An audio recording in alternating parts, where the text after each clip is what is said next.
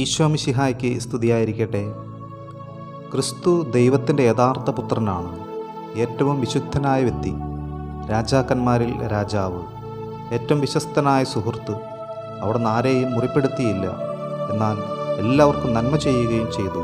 എന്നിട്ടും ലോകം അവിടുത്തെ ദ്രോഹിച്ചു. എല്ലാ മനുഷ്യർക്കു വേണ്ടിയും അവിടുന്ന് പീഡകളേറ്റു. സ്ത്രീ പുരുഷ ഭേദമന്യേ എല്ലാവരും അവിടുത്തെ പീഡാസഹനത്തിന് കാരണക്കാരായി. യഹൂദർ, വൈദികർ, രാജാക്കന്മാർ, പട്ടാളക്കാർ, ആളുകൾ, സ്ത്രീകൾ, പുരുഷന്മാർ, എന്തിന് അവിടുത്തെ ശിഷ്യന്മാർ വരെ അവിടുത്തെ കൈകളിലേക്ക് കുരിശു വെച്ചു കൊടുത്തു. അവിടുത്തെ പീഡാസഹനങ്ങൾ വർദ്ധിപ്പിച്ചു. യേശു ആത്മാവിലും ശരീരത്തിലും ഹൃദയത്തിലും മനസ്സിലും വിവരണാതീതമായ വേദന ഏറ്റുവാങ്ങി. ഓർക്കാവുന്നതിലും ഊഹിക്കാവുന്നതിലും അപ്പുറമാണ് ആ സഹനം. അവൻ അത്യധികം അപമാനിതനായി. അവൻ്റെ അമ്മയെ ഓർത്ത് അവൻ വേദനിച്ചു. ശിഷ്യരെ പ്രതി അവൻ സഹിച്ചു.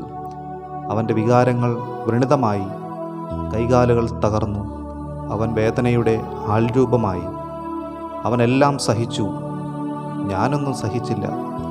അവനെല്ലാം ഏറ്റവും അധമമായതും സഹിച്ചു, ഞാൻ അല്പവും സഹിക്കുന്നില്ല. അവനെല്ലാം സ്വമേധയാ സഹിച്ചു, ഞാൻ ഒഴിവാക്കാൻ കഴിയാത്തതു മാത്രം സഹിക്കുന്നു. ഓ, എത്രയും മാധുര്യമുള്ള ഈശോയെ, അവിടുത്തെ വിശുദ്ധമായ പീഡാസഹനങ്ങൾ ദുഃഖത്തോടും ആകുലതയോടും കൂടി എന്നെ ശൂന്യനാക്കുന്നു. അവിടുന്ന് എനിക്ക് വേണ്ടി സഹിച്ച പീഡാസഹനങ്ങൾ ഓർത്ത് ഞാൻ വിലപിക്കുന്നു. എനിക്ക് കൃപ നൽകിയാലും, പ്രത്യേകിച്ച് സാധാരണമായ സഹനങ്ങളെങ്കിലും ക്ഷമയോടെ സ്വീകരിക്കാൻ, ദൈവികമായ സഹായത്തോടെ അവയെ പിന്തുടരാൻ എന്നെ സഹായിച്ചാലും. ആമേൻ.